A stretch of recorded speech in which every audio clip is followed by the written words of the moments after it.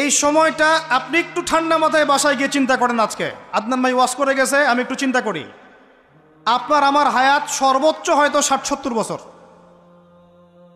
আরও হয়তো আল্লাহ বাড়াই দিলে ১০০ বছর, এর বেশি গড়াইও আমাদের নাই, আছে? এখন আপনার বয়স কত? কারো ২০, ২৫, ৩০, ৪০, ৫০, ঠিক না ঠিক? এখন আপনি বাসায় গিয়ে চিন্তা করে দেখেন, যদি আমাদের হায়াত হয় ৬০ বছর, আল্লাহ আমাদেরকে যেন দীর্ঘ নেক হায়াত দারাজ করে না, আমিন। আমাদের ভাইদেরকে, বোনদেরকে, ওলামায়ে কেরামকে, আমাদের নেতাদেরকে, সবাইকে আল্লাহ পাক দীর্ঘ নেক হায়াত দারাজ করেন। এখন কথা হচ্ছে, যদি ধরে নেই যে আমাদের হায়াত ৬০ বছর, আপনার আমার বয়স থেকে কিন্তু ৩০, ৪০, ৫০ বছর অলরেডি চলে গেছে। এখন চিন্তা করবেন যে এই সময় যেটা চলে গেল, এই সময়ের মধ্যে আমি কতটুকু নামাজ পড়েছি, কতটুকু রোজা রেখেছি, যাকাত দিয়েছি কতটুকু, হজ ফরজ হয়েছে করেছি কিনা, দিনের পথে আমার অবদান কি, দিনের পথে আমার অবদান কি, আল্লাহর দিনকে যে আল্লাহ সাহায্য করতে বললেন আমি কি করেছি, এই ৬০-৭০ বছরে কত পাপ করেছি হিসাব নাই। এই পাপগুলো লিস্ট করেন, দেখেন চোখ দিয়ে পানি ঝরতে থাকবে। আমার কথায় নারাজ হচ্ছেন? এই পাপগুলো লিস্ট করেন, চোখ দিয়ে পানি ঝরবে, আল্লাহ আমাদেরকে মাফ করে দেন। সবাই বলি আমিন। কত কবিরা গুনাহ হয়েছে, কত সগীরা। তবে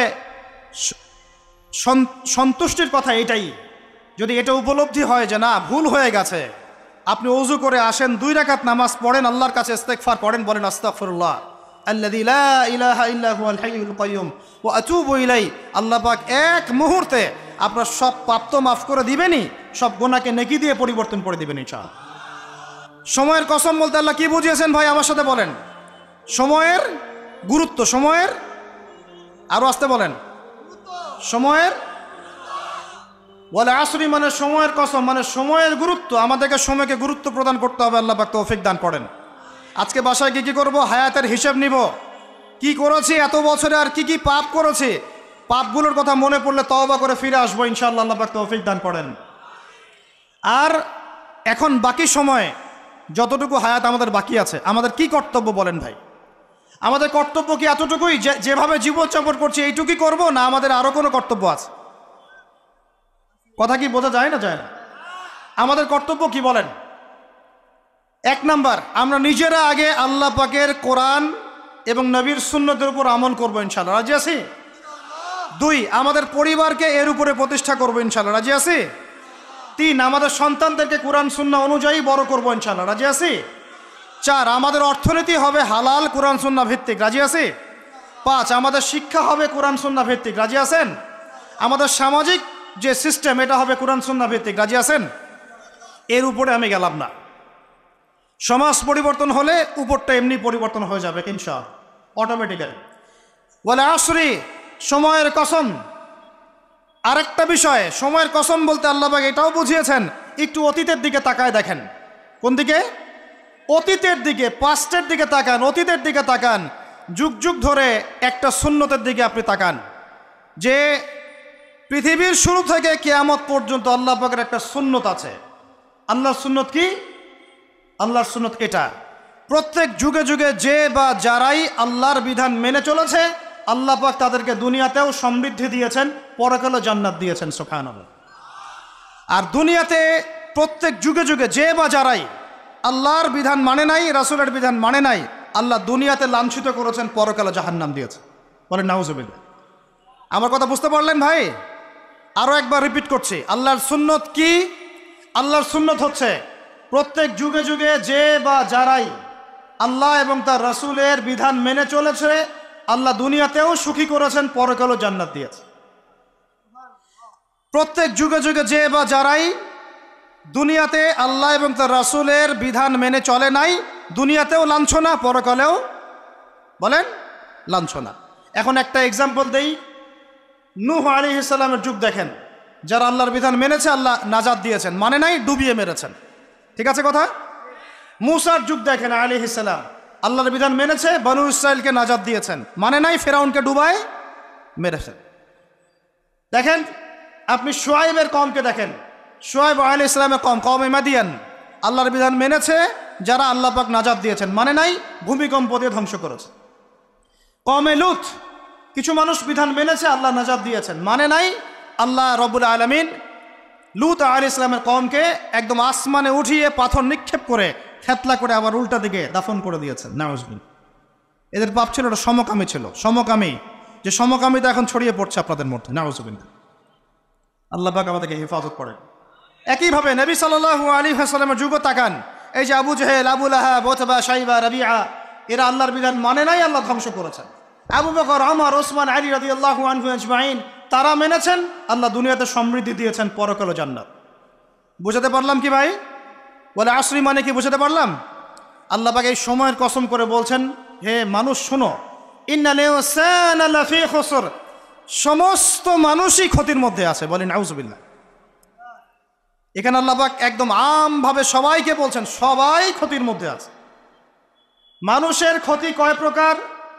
আমার সাথে বলেন, মানুষের ক্ষতি দুই প্রকার। কয় প্রকার? মানুষের ক্ষতি কয় প্রকার? এক, ইহকালীন ক্ষতি, দুই, পরকালীন ক্ষতি। এক, ইহকালীন ক্ষতি, দুই, পরকালীন ক্ষতি। ইহকালীন ক্ষতি কি? ইহকালীন ক্ষতি হচ্ছে সূরাতুল রুমের এই আয়াতটা। আল্লাহ পাক বলছেন, বা'দা আউযু বিল্লাহি মিনাশ শাইতানির রাজিম, যাহারাল ফাসাদু ফিল বাররি ওয়াল বাহরি বিমা কাসাবাত আইদিন নাস।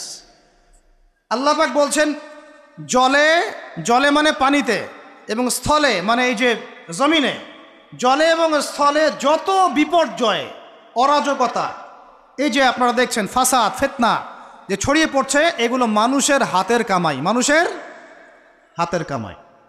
বনভূমি উজাড় করেছে কে? জিন না মানুষ? বলেন। এই পরিবেশ নষ্ট করেছে কে? জিন না মানুষ? বলেন। খাবারে ভেজাল দিয়েছে কে? জিন না মানুষ? অর্থনীতির মধ্যে সুদকে ঢুকিয়েছে, জিন না মানুষ? এই বেপরদামি, জেনা, মাদক কে ছড়িয়েছে? জিন না মানুষ? নামাজ কালাম ছেড়ে দিয়ে পাবজি, ফ্রি ফায়ার নিয়ে কে পড়ে আছে? জিন না মানুষ? বলেন, জিন না মানুষ? আল্লাহর বিধান বাদ দিয়ে শয়তানের বিধান চালু করেছে কে? জিন না মানুষ? যাহারাল ফাসাদু ফিল বাররি ওয়াল বাহরি বিমা কাসাবাত আইদিন নাস। জলে স্থলে যত বিপর্যয়, অরাজকতা, সমস্যা, এগুলো মানুষের হাতের কামাই। বলি নাউজুবিল্লাহ। আমরা যা করব তাই পাবো। আমরা যা করব তাই। মাদক খাচ্ছেন আপনি, আপনাকে ফলভোগ করতে হবে। সুদ খাচ্ছেন আপনি, আপনাকেই ফলভোগ করতে হবে। এই বেহায়ের মতো মেয়েরা চলছে, ওকেই দেখবেন ফলভোগ করতে হবে। মেয়ের সাথে হারাম সম্পর্ক করছেন, আপনাকে ফলভোগ করতে হবে। যে যে পাপ করবে তাকে তার ফল ভোগ করতেই হবে। আল্লাহ পাক আমাদেরকে হেফাজত করেন, মাফ করেন, আমিন। তাহলে মানুষের একটা ক্ষতি পেলাম, ইহকালীন ক্ষতি। কি ক্ষতি ভাই? আর দুই নাম্বার হচ্ছে পরকালীন ক্ষতি। পরকালীন ক্ষতি কেমন? এবার বোঝেন। এই যে আমরা নিশ্চিন্তে ঘুমাই, সারা জীবন 30, 40, 50 বছর নিশ্চিন্তে কাটাচ্ছি, কোনো ফিকির নাই, নিজের পরিবারের, সমাজের, রাষ্ট্রের, উম্মার কোনো ফিকির নাই, অথচ এই মানুষের সামনে অপেক্ষা করছে মৃত্যু। জি, আজকে থেকে 100 বছর পরে আমাদের মধ্যে কেউ থাকবে না পৃথিবীতে, এটাই সত্য। তারপরে আছে কবরের সওয়াল জবাব, তারপরে মিজান, এই পুলসিরাত, পুনরুত্থান, জান্নাত, জাহান্নাম, এগুলো আমাদের সামনে অপেক্ষা করছে। আর সেই মানুষ নিশ্চিন্তে বসে বসে মেয়ের সাথে টাঙ্কি মারে। সেই মানুষ বাইক নিয়ে একটা মেয়েকে নিয়ে ঘুরছে। সেই মেয়ে একটা ছেলের সাথে চটপটি ফুচকা খায়। সেই লোক আল্লাহর বিধানকে সরাই দিয়ে শয়তানের বিধান চালু করা শুরু করল। সেই ব্যক্তি সুদ খাচ্ছে। সেই ব্যক্তি ট্রান্সজেন্ডার এই মতামত প্রমোট করতেছে। হ্যাঁ, সেই ব্যক্তি শিক্ষার মধ্যে ইসলাম বিদ্বেষী বিষয় ঢুকাই দিল। অথচ এই মানুষের সামনে পরকাল অপেক্ষা করছে। একদম টেনে হিস্ট্রি আল্লাহ পাক সামনে নিয়ে দাঁড় করাবেন, দাঁড় করে জিজ্ঞাসা করবেন। তাহলে আমরা কত অপদার্থ, কত বোকা, আমরা কি বুঝতে পারছি ভাই? একটু বুঝতে পারছেন কি? আল্লাহ পাক সূরা আহজাবে এটাও কিন্তু বলেছেন যে ইন্নাল ইনসানা যালুমান জাহুলা ওয়া লাকাদ আরাদনাল আমানাতা আলাস সামাওয়াতি ওয়াল আরদি ওয়াল জিবালা ফাআবাইনা আন ইয়াহমিলনাহা ওয়া আশফাকনা মিনহা ফাহামালাহাল ইনসান। সুবহানাল্লাহ। শুকরিয়া, আল্লাহ পাক মনে করায় দিয়েছেন। আরেকটা যদি না বলতে পারতাম মনের মধ্যে একটা অতৃপ্তি থেকে যাইতো। আল্লাহুম্মা লা ইলমা লানা ইল্লা মা আল্লামতানা ইন্নাকা আনতাল আলিমুল হাকিম। আলহামদুলিল্লাহ। আরেকটার অর্থ শুনেন, মানুষ যে জালেম, জাহেল, আমরা যে অপদার্থ, আল্লাহ পাক কি বলছেন শুনুন। আল্লাহ বলছেন ওয়ালাকাদ আরাদনাল আমানাতা আলাস সামাওয়াতি ওয়াল আরদি ওয়াল জিবাল। আমি ইসলামের এই আমানত, শরিয়াত, কোরআন হাদিসের এই যে আমানতটা, এটা আসমান সমূহকে দিতে চেয়েছিলাম, তোমরা কি নিবা? আমি জমিনকে দিতে চেয়েছিলাম, তোমরা নিবা? আমি পাহাড়কে দিতে চেয়েছিলাম, তো আমানত কি নিবা? ফাআবাইনা, তারা বলেছে না নিতে পারো। ওয়াশফাকনা মিনহা, তারা অক্ষমতা প্রদর্শন করেছে। ফাহামালাহাল ইনসান, মানুষ সেই আমানতটা কাঁধের মধ্যে বহন করেছে। আমরা সেই আমানত কি করেছি ভাই? কাঁধে বহন করেছি। আল্লাহ পাক বলছেন ইন্নাল ইনসানা যালুমান জাহুলা, মানুষ কত জালেম, মানুষ কত জাহেল। আমাদের সামনে পরকালীন এই কঠিন জবাবদিহিতা অপেক্ষা করছে। এরপরে আমাদের জীবনযাপন পদ্ধতি দেখলে মনে হয় যে আমাদের মধ্যে আর গরু ছাগলের মতো কোনো পার্থক্য নেই। ইন্নাল ইনসানা লাফি খুসর, বুঝতে পারলেন? আচ্ছা, আল্লাহ পাক এবার আমাদেরকে বলছেন আচ্ছা ঠিক আছে, 4টা গুণ অর্জন করো। কয়টা ভাই? একটু বসেন, সবর করেন, আমরা অনেক লম্বা আলোচনা করব না, আমরা বুঝতে পারছি রাত অনেক গভীর হচ্ছে, আমরা সংক্ষিপ্ত করবো ইনশাল্লাহ। আমার সাথে বলেন কয়টা গুণ অর্জন করব? আল্লাহ পাক বলছেন এই 4টা গুণ যারা অর্জন করবে তারা ওই ক্ষতি থেকে বেঁচে থাকবে ইনশাআল্লাহ। সুবহানাল্লাহ। দুনিয়াতেও তারা সফল হবে, পরকালেও সফল হবে ইনশাআল্লাহ।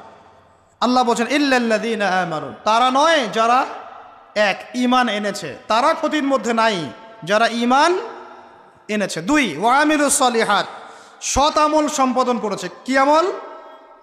সৎ আমল। তারপরে ওয়া তাওয়াসাউ বিল হক, পরস্পরকে সত্যের উপদেশ দিয়েছে। কিসের উপদেশ?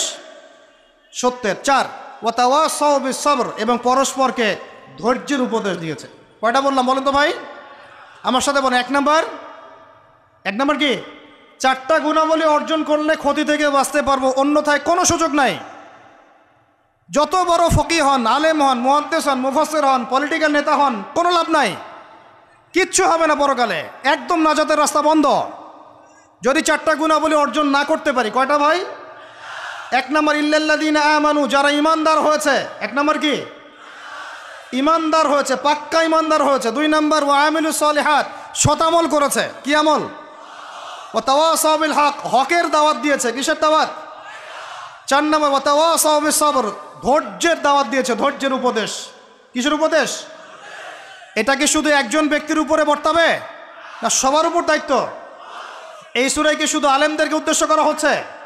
শুধু মুফাসসিরদেরকে, শুধু মুহাদ্দিসদেরকে, শুধু বক্তাদেরকে, নাকি সবাইকে?